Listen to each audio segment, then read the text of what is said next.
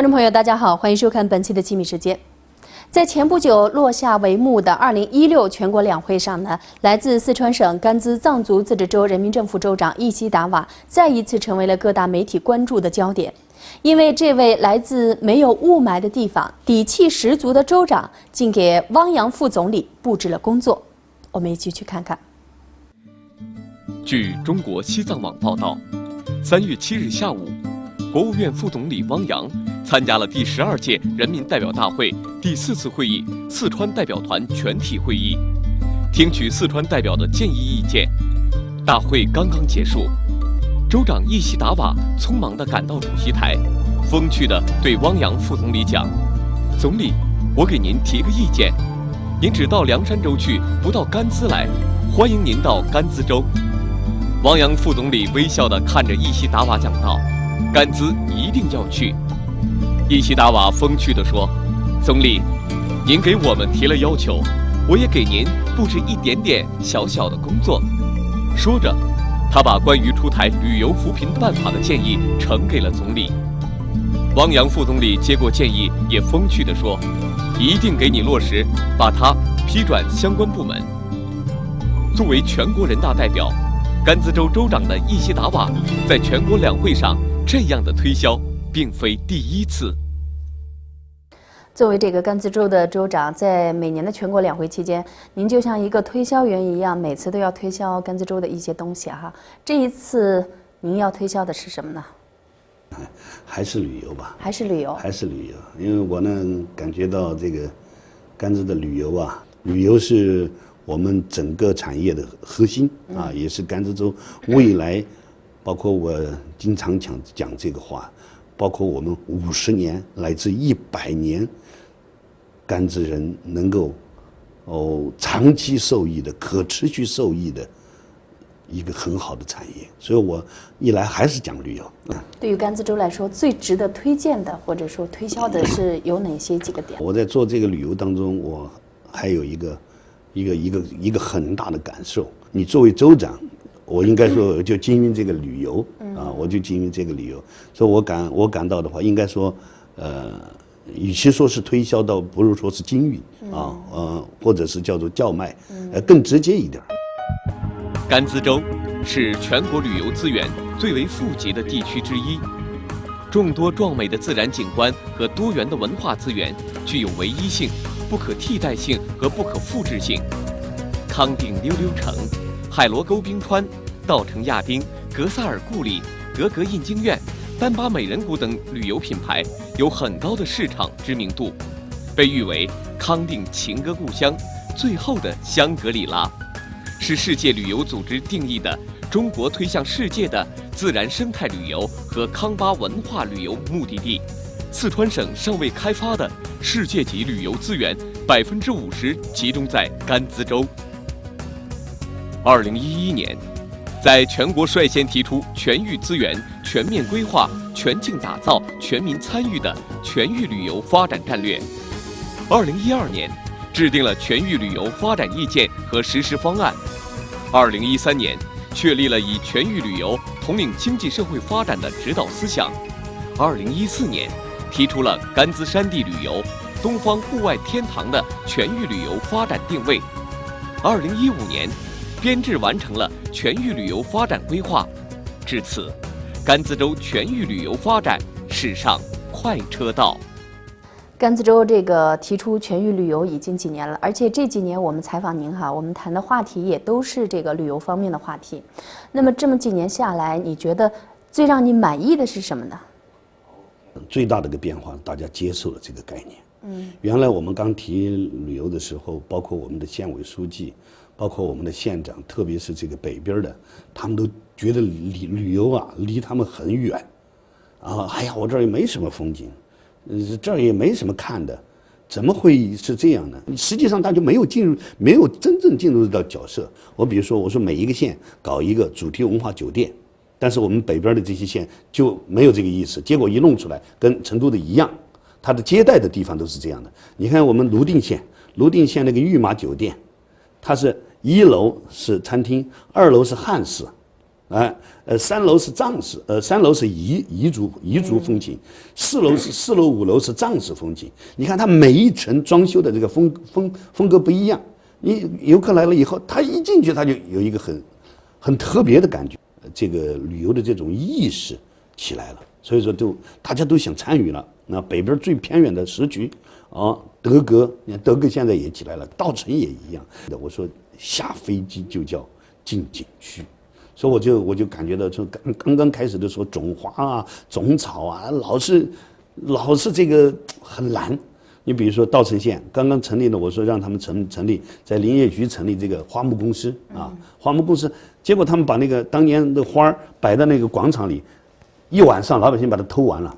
他们跟我说偷完了，我说别管他，让他偷，他偷了，他慢慢他有种花和养花的意识了。是吧？这样都是美化环境。只要你第2年再把种子留好，我们再种嘛。结果大家就有这种美化环境的这个意识就起来了。那天我去年8月份我在稻城去的时候，我说你们真正实现了这个，所以说我感觉到我最大的这个喜悦和收获，就是作为一个州长来说，我最大的喜悦和收获就是旅游的氛围起来了。最大的收获是这个起来了。只要你想着找对了一条路，是吧？不怕我们走得慢，也不怕我们走的这个走得很难。但是你不管这个，只要把路选准了，我们一个劲儿的往下走，我觉得这个肯定会成功的。近年来，甘孜州按照中央和四川省委的部署，切实树立5大发展理念，坚持走生态优先、绿色发展之路，确立了优先发展旅游业、有序发展能源业和矿产业，加快发展高原特色现代农牧业、特色文化产业和特色中藏医药业的1优先、2有序、3加快产业发展思路。自实施全域旅游4年来，甘孜州旅游接待人数从2012年的523万人次上升到2015年的1076万人次，年均增长27.2%，旅游收入从36亿元上升到107亿元，平均增长43.8%，旅游全域化成效显著。因此，在今年的全国两会上，伊西达瓦也提出了旅游扶贫的建议。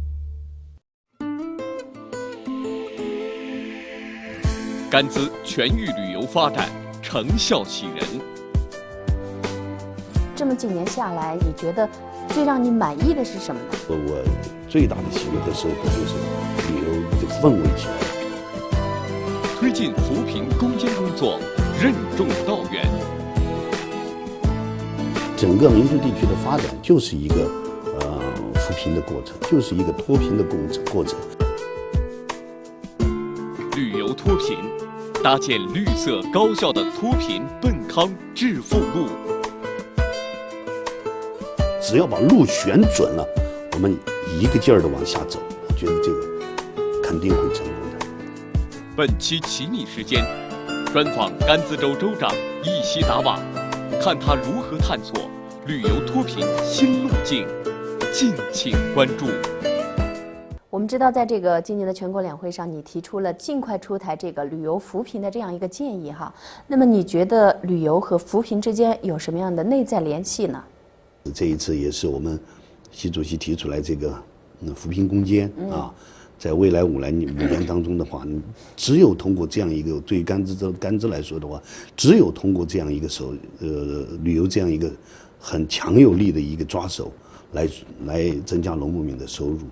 那天我给他们讲了一个例子，就是说稻城县在8期扶贫攻坚当中，还是一个省定的贫困县。因为92年在那儿开会，我都去参加过，当时的稻城是什么情况？现在去年你看稻城县的财政收入上亿啊，这在民族地区是不容易的。他没有开矿，他也没有修水电站，就一个旅游他就上亿，这不容易，而且是那么偏远一个县，所以我就感觉我们这是走对了。那么我们甘孜州提出这个旅游扶贫，你觉得它的优势在什么地方呢？旅游作为一个产业，它的门槛是很低的。你就像你们老家老百姓从这个康定作为，或者是从成都，一盒方便面，他如果拿到山上，拿到旅游景点里去卖，和拿到这个山上去卖，这游客来的时候卖给游客，只要你是保证质量的，你就是高几块钱，他也能够接受。这一下老百姓就征收了，卖15块钱，他就赚了5块钱啊。他的劳动力，他的这个成本是很低的。我多玛县吧，对，搞了一个试点。呢，他们就是这个应该说是人人带动吧，然后群众参与入股，这样搞了一个合作社。合作社他们搞15天旅游，就收入了4万多块钱，15天呢，就是8月份那个时候，就他们把外面的就撑帐篷、支架车为支架车服务，然后卖一些小东西，15天4万块钱。这就对，所以说这个旅游啊带动起来的效果是非常好。自从这个民主改革以后，一直到今天，整个民族地区的发展就是一个扶贫的过程，就是一个脱贫的过程。走到今天了，还有那么多没有脱贫，而且还有一些地方的话还很难。我刚才讲的石渠的例子，我们如果你没有一些具体的这个产业，我最关心还是牧区，因为我联系点也在石渠，我这个也应该说是也最心疼也是牧区。那天我们在谈到这些事儿的时候，我就感觉到这下一步他们怎么做？甘孜州地处川滇藏青4省交界处，是全国第一个成立的专区级少数民族自治州。幅员面积15.3万平方公里，总人口116万，是我国第2大藏区的重要组成部分。由于特殊的历史背景、恶劣的气候特征、边远的区位劣势、薄弱的基础设施以及农牧民落后的文化素质，甘孜州经济社会发展长期滞后，经济社会发展水平远远落后于周边市州。目前，全州有1360个贫困村，19.74万贫困人口，是全国四川省扶贫攻坚的主战场。旅游扶贫作为今年两会上的一个热词，如何把握旅游与扶贫内在关系，这是一道难题。作为甘孜州来说，旅游资源丰富，旅游发展潜力巨大，但是全州贫困面广，贫困人口量多，如何借助旅游促进扶贫，任重道远。说到这个旅游扶贫哈，你觉得难点在什么地方呢？国家旅游局和这个国务院扶贫办呢也提出来这个旅游扶贫，但是呢，我们感觉到这个还没有系统化，就因为一个景区的开发，它涉及到很多方方面面的，还是要有一个国家怎么做。当地政府怎么做，老百姓怎么做，还是要有一个规范。这样的话，国家的力度越大，这个扶贫的作用能够起到这个四两拨千斤的作用，是吧？能够投入一些，然后带动当地的民间资金啊，老百姓的自己的投入啊，等等啊。这样的话，我觉得这个扶贫起来的话更容易一些。我觉得还是有一个过程。那我们这个旅游工作的发展重点哈，跟我们这个扶贫工作应该怎么来结合呢？你比如说基础设施的改善，以前他们去新都桥的时候，店、住、吃都很困难，景色很漂亮，但是吃不方便，住不方便，是吧？现在你是住很方便，吃也很方便啊，行也很方便，而且你马上可以拍下来，可以发短信、发 WiFi， 这就改变了。所以再一个就是公共服务方面，公共服务方面的话，刚才讲的这个学校的问题，还有这个卫生院的问题。你比如说卫生院，我们今年就把全州325个乡镇全部标准化卫生院今年就全部建完了啊，还有村卫生室1360个村卫生室，今年要建200多个啊，都要往前面推。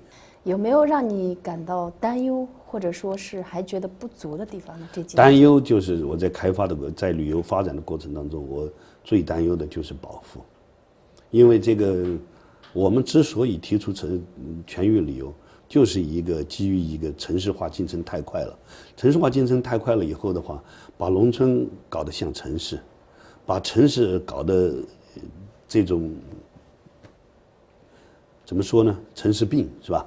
这样的话，我就感觉到这个开发过度发展，这个其他要是跟不上的话，那真是就带来破坏。石渠这个县城边有个村子也就是老百姓有一些失去这个草场，失去牛羊，就在城市边慢慢聚集，有一点这种贫民窟这种。那个地方的改造，我们今年全部要做呢。这个在做的这个过程当中呢，我就在思考这个，我说不要把它搞成你们的第2新区，就是城边的一个村子。我说这个话的意思是什么呢？就在民族地区，你农村就要像农村啊，这是习主席提出来要记得住乡愁。如果把农村都全部搞成这个城市一样的话，我觉得就是一种破坏。某种程度上讲，公共服务跟上，基础设施跟上，但是农村得像农村。全域旅游就是城市里的人出来到不是城市的地方去玩我才能够称之成全域旅游。这种水泥、钢筋、混凝土，然后是车水马龙这样繁华的地方，他想休息，大家都感觉到很累，想休息到哪儿去休息呢？到甘孜来休息吧，你可以放松。真正你7天在海螺沟你住下来，你看是什么感觉？是吧？你自驾车开到甘孜的时候，你才能够感受到这个手动挡的这种快乐。所以我就说，这个在我的最大的担忧就是在发展的过程当中的保护。刚才我提到的这个甘孜全域旅游发展成效喜人。这么几年下来，你觉得最让你满意的是什么呢？我最大的喜悦和收获就是旅游的氛围起来。推进扶贫攻坚工作任重道远。整个民族地区的发展就是一个扶贫的过程，就是一个脱贫的过程。旅游脱贫，搭建绿色高效的脱贫奔康致富路。只要把路选准了，我们一个劲儿的往下走，我觉得这个肯定会成功的。本期奇米时间，专访甘孜州州长易西达瓦，看他如何探索旅游脱贫新路径，敬请关注。今年3月，李克强总理在政府工作报告中提出，要规范旅游市场秩序，迎接正在兴起的大众旅游时代。这对于不久前被确定为首批国家全域旅游示范区创建单位的甘孜州来说，机遇空前。今年的3月这个全国两会上也提出了一些新的名词像比如说这个大众旅游时代。对。像这样一种时代的到来，我们甘孜州发展这个全域旅游，做好这个迎接这个时代的到来的准备了吗？应该说正在做着准备，各个方面。刚才我讲的这个旅游意识的产生，旅游意识的这种转变，旅游的这种意识增加了，观念的这种改变了以后的话，我觉得这个各个方面他都会去思考。后年高速公路就通了，然后呢，这个铁路川藏铁路，然后还有我们正在建的这个第3个机场。甘孜机场，甘孜机场已经也启动了，那它还会井喷式的增长，是吧？几何数的增长。那么我们也就在担心，包括还是有也有这方面的考虑。你比如说高速公路一通了的时候，那会是怎么样一个情况？那么为了这个，我们就在做准备。你说我给泸定、给康定提出来，高速公路通了，你们做好准备没有？你比如说这个。通了以后，如果你不做好准备的话，泸定将会被堵死，大量的汽车，一个周末或者是一个小长假，就会把泸定整个县城都给你堵死。康定也一样，一旦高速公路通到康定的那一天，就是康定最堵车的那一天。这个已经在其他地方已经有了，如果你不把这个跟上的话，今后康定就成了停车场了。康定就成了停车场了，包括你看，我们今年把我们康定的北门体育场已经改造了，今年8月8号就要用下面就改成2层停车，上面是体育场，这个你看，这都是迎接都是为迎接这个旅游的到来。不光是说是，县里准备好没有，老百姓准备好没有，真正我们作为领导这个层面上来讲的话，自己也在给自己说，你们准备好没有？只要有了这个理念，但是呢，它必须还是一个过程。这个过程啊，还得随着意识的增强、观念的改变，一步一步去做。我想“13+5”应该会有个好的结果。站在“13+5”的开局之年，面临机遇与挑战并存的局面，甘孜州发展旅游脱贫，促进旅游全域化，脱贫奔康的蓝图就已绘就。易西达瓦说，甘孜州将围绕旅游脱贫做文章，开展3年集中攻坚，创建全国全域旅游示范区的同时，努力将旅游打造成甘孜的绿色富民产业。加快建好一批 A 级景区，完成海螺沟5A 创建，启动亚丁5A 创建，加快木格措、康定桥、甲居中路、藏寨等4A 景区创建，启动措普沟、玉龙拉措、亚拉景区建设，打造一批重点项目，建好 G317、318线最美景观大道，打造一批特色旅游村寨和乡村精品酒店，抓好自驾营地、演艺中心等建设，打造一个节庆品牌。今年举办首届中国甘孜国际山地旅游节，力争打响打亮该品牌。出台一批政策法规，制定旅游资源保护与开发管理办法，规范旅游沿线经营秩序及环境美化管理办法，力争实现甘孜州旅游发展条例地方立法。再开一批直飞航线，在已开通11条航线的基础上，力争再开广州、北京等4条直飞亚丁、康定航线。我们甘孜州是这个四川藏区的一个扶贫攻坚的一个主战场哈。那么这场硬战，州长有没有信心打赢呢？你看这10多年、20多年、30多年，包括你们，是吧？这样一批人才就起来了以后，他来迎接，到2020年也好，包括乃至我们总书记讲的中国梦，12+5过了13+5过了14+5啊，人的观念的改变，基础设施的改变，公共服务的提升啊，我想这个还是为这个还是充满信心。